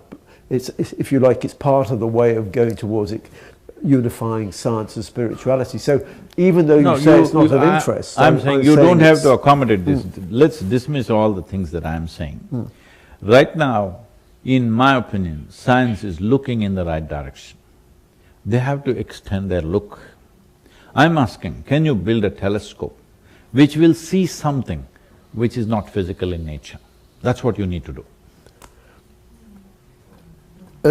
And the answer is not with a physical… With mathematics, I'll come to that. So, because we are talking about time, which I see as the most basic entity, from infinite to zero is manifestation of time. So it's an infinite space because it's a mix of time and space. It's always been like that. Time is the fundamental firmament, space is happening on top of it. Now, beyond this time, which we refer to as a cyclical process, because time as we know it, as we experience it right now, exists only because of cyclical movement. A planet turns a day, moon goes around a month, planet goes around the sun a year. This is our experience of time, and similar cycles are happening in our own bodies and various phenomena in the world. But a time which is not cyclical, which is just a stillness, we call this Mahakala, that means the greater time. There is a particular deity enshrined in central India which used to be the center of time for many millennia before the British came to India and they shifted it to green, which mean time. This was the mean time in the world. Because the maritime travelers from Asia, because that's where it started, this was considered the line of time. This is where the time started. So there they established a particular deity which is called Mahakala. So, let me not go into those things, but essentially things were done so that people can experience something beyond the limitations of their body. Because if you do not cross the limitations of your body, you will not cross the cycles of time in any way. Do what you want. As long as this body is there, you are within the manifestation of the cycle of time. So right now, you're looking the right way. If you can only build a telescope somehow, or the telescope need not necessarily be a physical pipe, If even all these numbers can go there and read something or see something which is non-physical in nature, absolutely non-physical in nature, then science will see what is there. Otherwise, we're looking in the direction, but no eyes. And so the question is, how can physics do that? I mean, for example, people are interested I think we should drop the word physics, because I'm talking about crossing the physical. Well, I mean, even the word, when I talk about expanding physics to accommodate these phenomena, it is not clear that that is the right word, because most physicists will not want to call it physics. They will say it's philosophy or something, but and so I'm quite happy. In fact, I tend to use another word. I tend to use the word hyperphysics. This is quite good science, systematic way of… Yeah, but you see, within physics itself, there's the whole question of what is physics. Among physicists, it's a big issue now. What do we regard as physics? Because some of the ideas I was talking about yesterday, like M theory and these higher dimensions, we still haven't got any instruments that actually detect these extra dimensions. So people will say, I mean, physicists will say, some physicists will say, this isn't physics, this is just mathematics. Or it's just philosophy. Now, what is interesting to me is that what we mean by science has constantly evolved. So in the old days, you used to think that science was to do with experiments. But if you're an astronomer, you can't do experiments with stars and galaxies. In some sense, the universe does the experiments for you, because you've got billions of stars and billions of galaxies. So the universe does the experiments. But it's crucial you're making observations. But then that only works because you've got millions of galaxies and millions of stars. So people would say, well, you only got one universe, so therefore, how can cosmology be a proper part of science? But now we accept it is part of science, it is part of physics, because we understand the theory which explains the universe. And so now we're talking… On what basis do we come to this conclusion there's only one universe? Well, exactly. Now that leads into the next… You've foreseen my next point, which is that now people talk about the multiverse. Which is not spiritual or mystical, it's psychic. And it's… Well, the point is, the multiverse in a certain sense is just in the mind, because we cannot see the other universes. And I get into I've written a book about the multiverse, universe or multiverse, and one gets into arguments with other physicists. They say, this isn't physics, because you can't see the other universe. And a crucial thing about science is, it has to be something you can see. You've got to get evidence. But there are lots of things in science and in physics in particular you can never see, but we still accept as physics. You can never see inside a black hole, but most physicists accept that's part of physics. You can never see a quark, which is the subatomic particle which makes up neutrons and protons, but everybody agrees that this is part of physics. So in physics now, we're used to the idea that there are things which we cannot see and directly get evidence for. But it's regarded as physics because it's part of this mathematical framework, because at least part of the theory can be tested. Now, so one of the counter-arguments, you mentioned the multiverse. Even though you can't see these other universes, you can argue it's still part of physics, because they're predicted by theories of physics which can be tested indirectly. But what I'm saying is that there's a whole controversy going on, even within physics, about what physics is. And in some sense, our paradigms of physics now are essentially just mental models, because the concept of reality, when you talk about higher dimensions and quantum theory, I mean, quantum theory has got obviously experimental tests, but these higher dimensions don't yet have experimental tests. And so really it is a creation of mind. If you said psychic, in a sense it is psychic, it's a creation of mind, because at the moment we don't have the eyes, if you like, with which to actually perceive. Going back to this Saint Teresa, suppose out of her blissfulness. She told all the… Where was she? In which part of…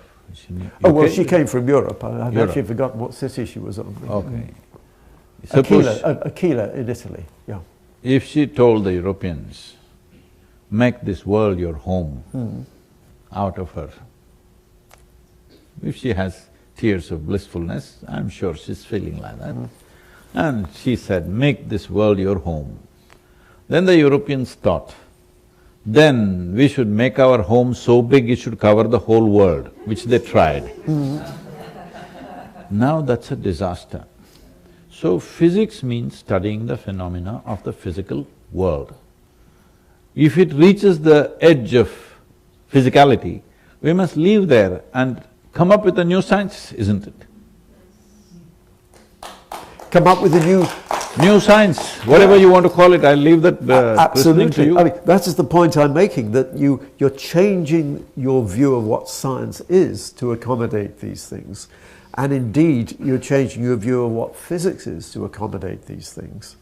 And that is part of the challenge, and that is why the more conventional scientific community is reacting against that. I mean, some of them are reacting against things like higher dimensions, which are relatively respectable in the sense that famous scientists work on them. So even more are they reacting against this idea that you can extend science to accommodate the multiverse and the psychic experience or whatever. But I'm just saying that that is part of the process of linking science and spirituality, is changing what you mean by the nature of science. But the nature of science has always changed historically. And if ever science and spirituality does merge in some sense, it will mean that scientists must become more spiritual. No, I wouldn't say that. Okay. What I would say is, right now, this whole fallacy of science and spirituality, what is it that we call as science? If something is a systematic approach to know something, and if you see it also, it's the same way, if I see it also, it's the same way, and 10 other people see it, it's still the same way. That means it's not just a purely subjective experience. Then we say it is science, right? Am I correct? That's the old version of science. All right, we'll go by the old version. Yeah. Because both of us are in that state. So now, what we call as spirituality is also a system that if I elucidate, this is the way, if you do this, this and this will happen to you. If it… out of these 100-odd people, even if 50 people can experience it, in my opinion, it is science.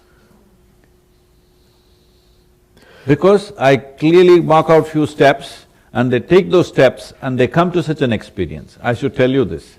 Some time ago, a man who is super exposed to all kinds of spiritual stuff around the world, he said he's been with JK, I don't know if you've heard of JK, J. Krishnamurti. Yeah. Yes.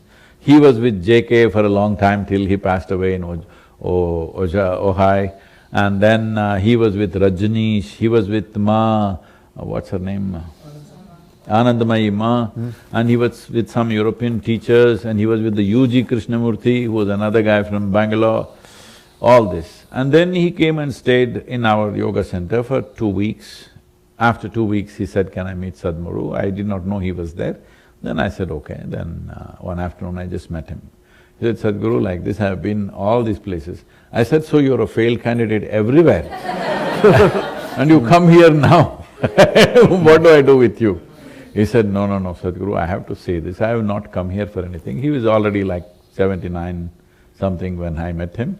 He said, no, I'm not looking for anything, each one of them have contributed, I've read you and I've seen you and all that. I just wanted to see you, that's it. All I want to say is, I've been to all those places, experienced so many things, each one of them enhanced my life in some way. But you're the only one who has a spiritual factory. I said, what do you mean? I said, every week I'm just seeing people come, ordinary people come there. When they're leaving after 3.5 days, they're all bursting with joy and screaming and dancing around and going. One batch after another, they're coming and going the same way. This is a spiritual factory. Then I thought this is a great idea. Because a factory means turning things out more efficiently than handmade stuff. I called our people and I know they won't go with that. I said, we should call this Isha Spiritual Factory. Yeah. Because the efficiency with which you are functioning, it is a spiritual factory. We have a rollout. Whoever comes this way, when they come out, at least reasonably they'll come out that way, all right? So, when we are able to turn out the same thing or bring a whole lot of people to similar or if not same, similar experiences repeatedly, again and again and again, not in a few years, not in 200 years like science, for thousands of years we are able to do that. Why is that not science? Oh. I'm saying, this is not infinity, this is supposed to be and. Okay. You should remove and, science and science. But you see, one of the interesting points was that science is normally assumed to be taking the third-person perspective of the world. When you talked about how this… No, this is why I told this example. This guy was taking a third-person view and he saw this is a spiritual factory. People are rolling out in the same level of experience. But the point is, experience, when you're talking about a science of mind, you're talking about experience, not experiment. I think you're saying the same thing. No. See, I mean, don't translate an experience just to the mind. Today, Bala is trying to study that experience chemically, all right? The blood chemistry and whatever other things. I don't want to get into that because I don't care how long you're telling me to… But all those things matter to today's science, it's fine.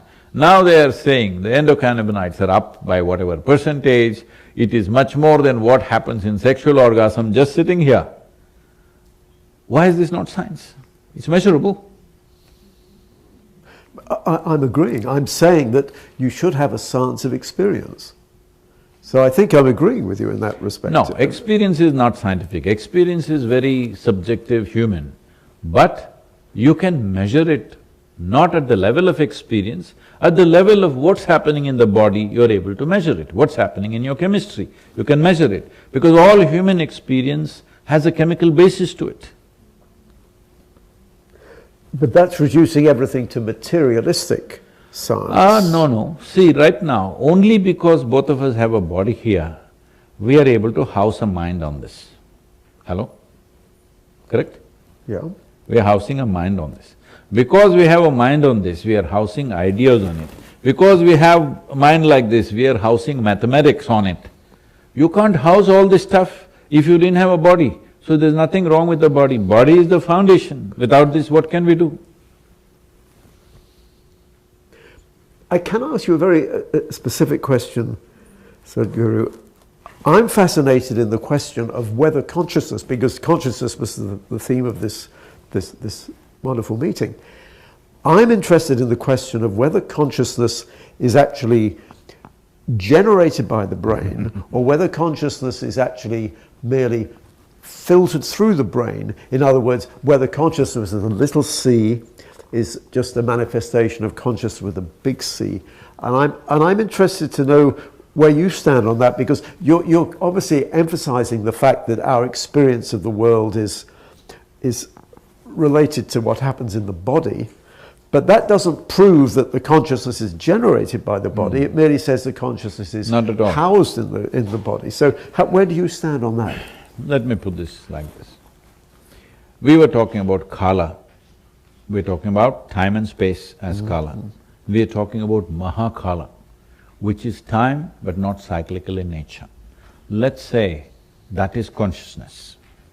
That is a stillness which is all-pervading and which is powerful. Today maybe they're calling it dark energy, whatever it is, I don't know how they see that. I don't know if there's any scientific way of sensing dark energy, I have no idea about that, so let me not comment. But calling it dark, we agree because we call this also dark, because we're calling it kala. Kala means also darkness, because space is dark. Light is just a small happening. When something burns, it emanates light. And you can't see light, you can only see its reflection. See, right now, there is light passing here, you can't see it. Only if my hand stops it, then you can see it. Otherwise you can't see it. So we are not, in exploration, we are not concerned about light. That's why first thing we do is close our eyes. Because light is a huge deception. Light is giving you a wrong perspective of everything. So the moment you depend on light, you become physical, you become only physical with the opaque stuff. I'm saying you can see the hand, you can't even see the air that you breathe. Because you can't see anything vital here if you depend on light. So first thing is to close our eyes because the senses are deceiving you. When we said Maya, we did not say… because today philosophers are going about saying nothing exists, it is only there because you are looking at it. Recently some young boy asked me a question, I think that video is out somewhere today. This boy is asking, Sadhguru, is universe there before me or is it just my projection? I said, you're a young man, before you came, I was here and the universe was there. All right? Don't imagine such things, you came and projected the universe for me, all right? I'm saying this is simplistic understanding of whatever profound sciences somebody has experienced. It's all because of those three scientists got the Nobel Prize. Everybody thinks that now they know universe does not exist. If universe does not exist, what the hell are you doing here? It is just that it doesn't exist the way you see it. This is Maya. Maya means illusion. Illusion means that not necessarily that it does not exist, it is not the way you think it is. It's not the way you are perceiving it for the sake of your survival. It is a completely different phenomena. But you see it this way because this is how you can survive, otherwise you cannot survive. Having said that, so let us assume this non-cyclical time, which is the basis of space, is consciousness. Well, when we were children, all of us would have blown a soap bubble. Were you doing or you were looking through the telescope, sir? It depends on the age, but I mean, I was blowing soap bubbles up till… Yeah, soap bubbles. 15. Suppose you blew you blew this big bubble, I blew that big bubble. Now I say, see, that's my bubble, the big bubble is my bubble, this is your bubble, this is my bubble. It went poop. Then I don't say this is my air, this is your air. It's the same air, both of us captured. You captured this much, I captured that much. So right now the whole yogic system is focused on how much can you capture. If you capture more of that you're calling as consciousness, which is a memoryless, intentless intelligence, with which if you give it a little memory, it finds expression as many, many forms. So you and me are one type of forms that which found expression because we gathered memory.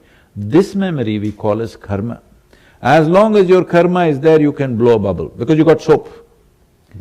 Even though there is air, you can't blow a bubble. You need soap. So soap is this karmic information. Without information, you can't blow the bubble. Now if your soap is very thick, you can't blow a big bubble. It'll be small but heavy, it doesn't fly, it just goes down and bursts on the… you've seen both. You blow a lot of soap, it just gets heavy, goes and lands there. You blow it really nicely, light and slowly, it becomes this big. Now it floats away because its wall is so thin. So if you become like this whatever this sister… what is this, Teresa? Saint Teresa, I'm so sorry. Saint Teresa. Saint Teresa blew a bubble which is floating away.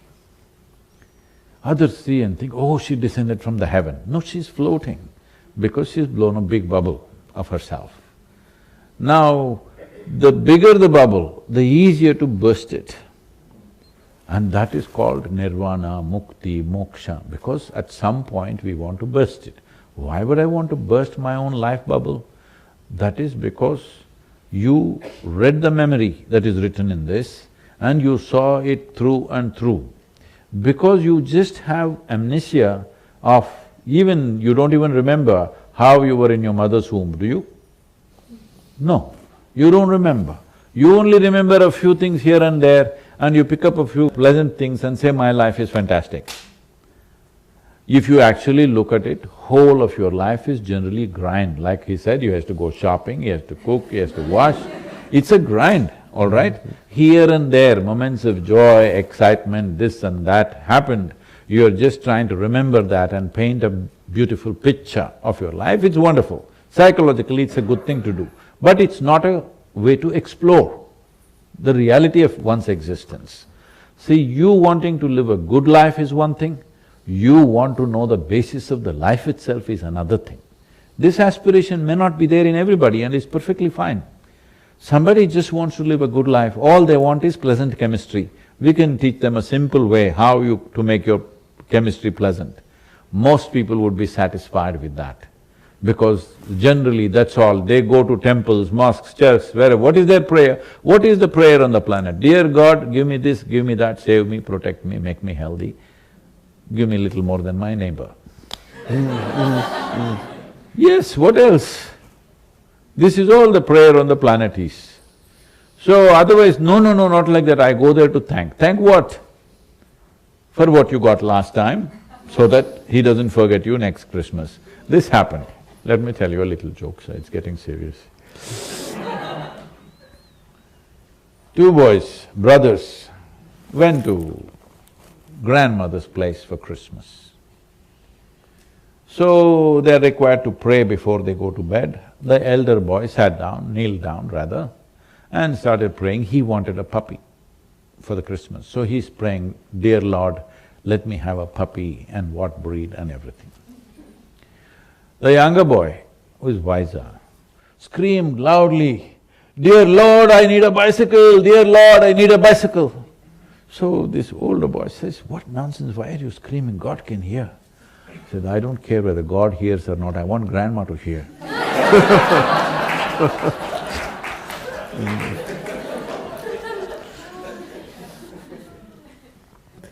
Can I ask you another question, which doesn't follow up from So if it is not asking too much, if I give you a very simple, generally in science you call it a theory, yeah. I call it my experience.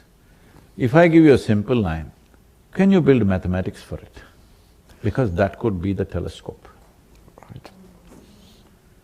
Well, my question was going to be this. We started off talking about the cycles of the universe, and there was something which intrigued me.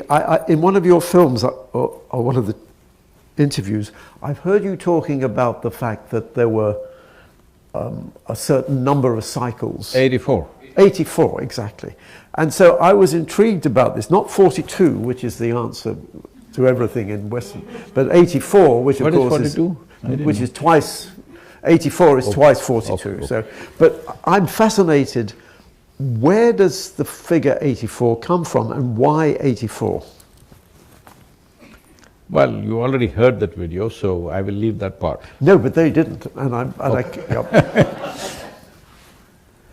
See, there is a continuous talk about Big Bang. yeah. I was talking to one of the scientists who's written a book on endless universe. Yes, endless universe, that's the title of the book. Paul Steinhardt. I Yes. think, yeah.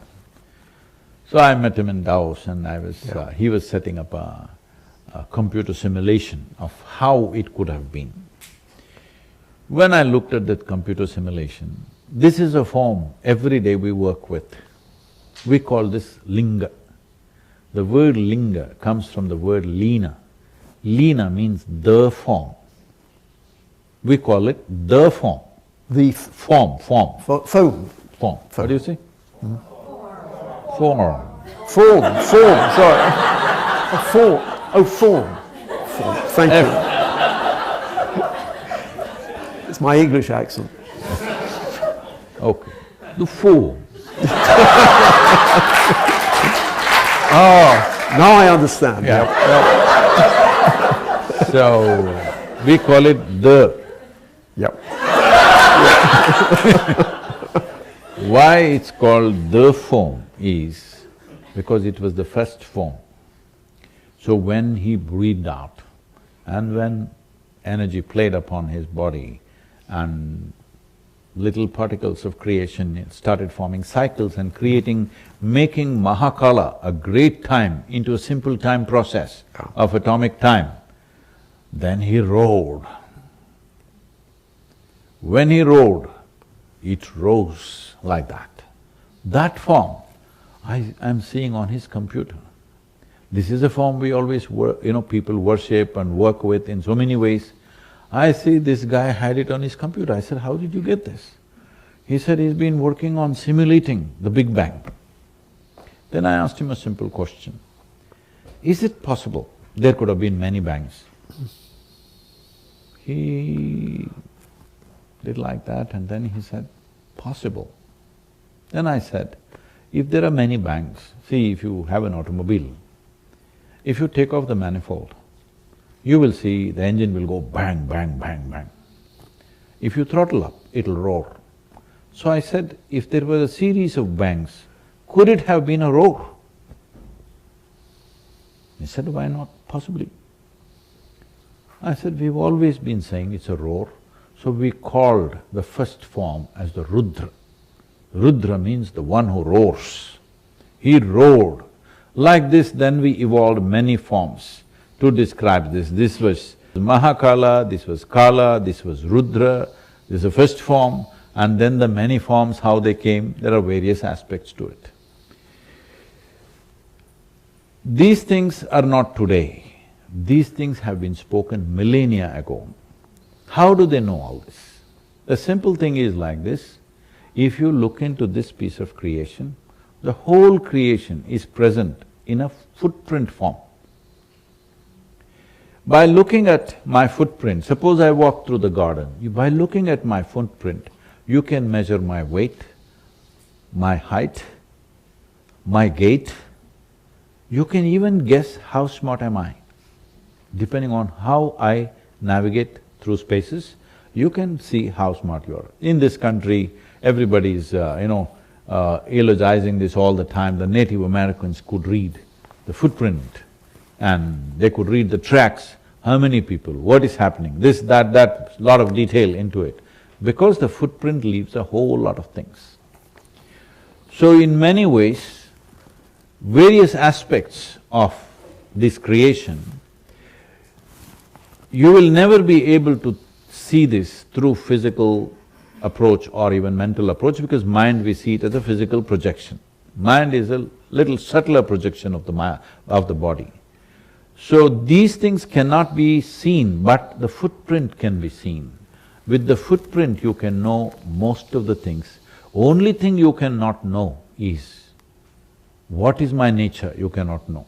But you can figure out, if I walk through, let's say, a difficult terrain, you can easily figure out how smart I am. You can figure out what is my thinking. People do this.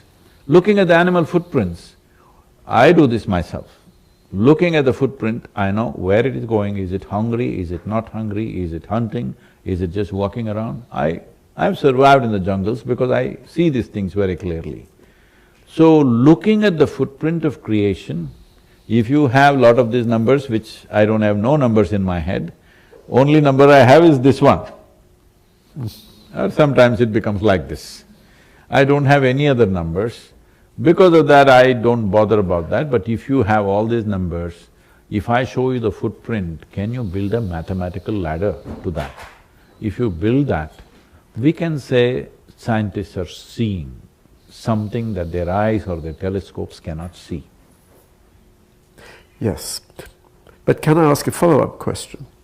Because one of the reasons cosmologists like myself like to invoke cyclic universes is because of the apparently miraculous fine-tunings of the physical constants which are required for life to arise. This is what's called the anthropic principle, that there are unexplained coincidences between the constants of physics which are required for observers to arise in the universe.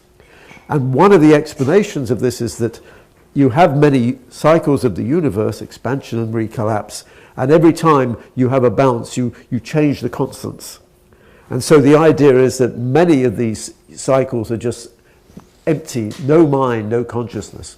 But every now and then the constants have the right values for consciousness to arise. And so one reason you invoke cycles of the universe is that means occasionally you are going to be in a universe, well, you have to be in one of the cycles which is suitable for life. So this is one example of the multiverse. Does that tie in at all with the reason for having 84? See, this 84, how we are talking about it is, there are yogis who have done a whole lot of mathematics to it. I'm not one of them. I'm good by knowing it by my experience. I don't wish to write it on the blackboard. I don't have the competence, let me say that.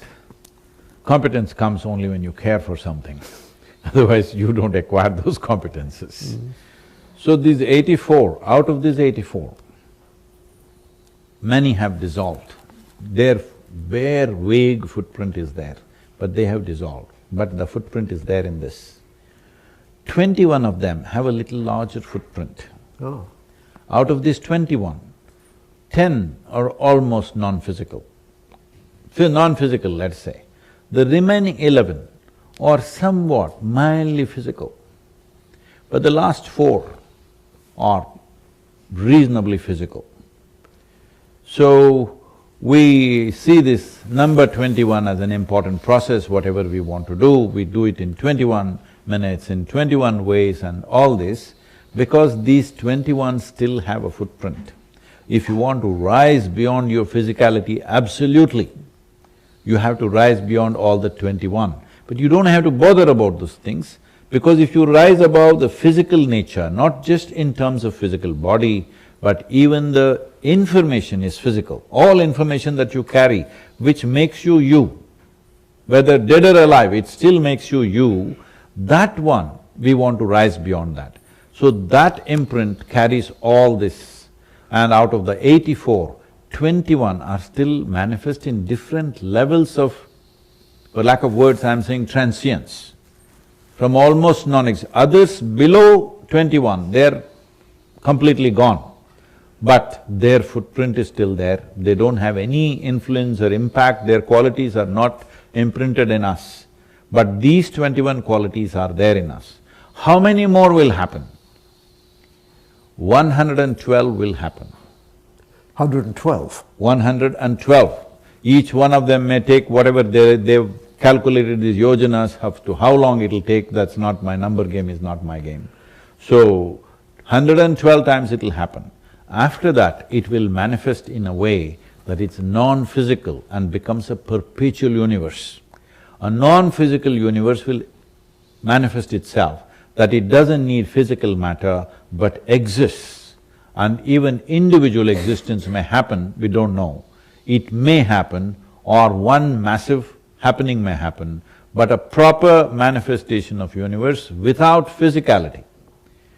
When that happens, that is the final one. This is seen as a thing, but I know science will not ever go with that. So let us leave those things. All I am saying is, this simple thing that I am talking about, if I give you the footprints as to how this is evolved, if you can create a mathematical backbone to it, I think it'll make sense to lots of people, and you will be seeing further, not with physical eyes, but mathematically you will be seeing much further than where you are seeing right now. That's fascinating, because that is not one of the standard modern cosmological theories, you see. So, but what you're saying is that you've got these cycles which at some stage evolve beyond the straightforward physical… See, the beautiful thing is, they're clearly defining this. Because the Indian cosmology is built and personified in a certain way. Most people, Indian origin people will know this. There is a coiled up snake upon which a god is lying down. Yeah. That snake is called Shesha. Shesha means, when we are learning mathematics in Indian languages, the remainder, what do you call it? Remainder. Remainder is called Shesha. What is remaining is Shesha. Even in our common language, we use that. Shesha means something left over. So, this snake is the Shesha upon which once again creation begins. So this Shesha leftover, the leftovers are there from last 21 universes. but the imprint of the leftover is diminishing as you go backwards and increasing as you come forwards. But the last four are significant. And so was consciousness in only some of these universes? No, all of them were conscious, fully manifest universes. All of them were But they ran out of time. That what was Kala became Mahakala, but it left footprints. In some footprints they're very strong, we can see exact nature of what they are. Some footprints are very weak, that we can barely see that they are there. And is this evolution towards, after 112 cycles, a non-physical state, does that correspond to a sort of evolution of consciousness? In a way, it is like consciousness graduating, that without physical form it can manifest itself.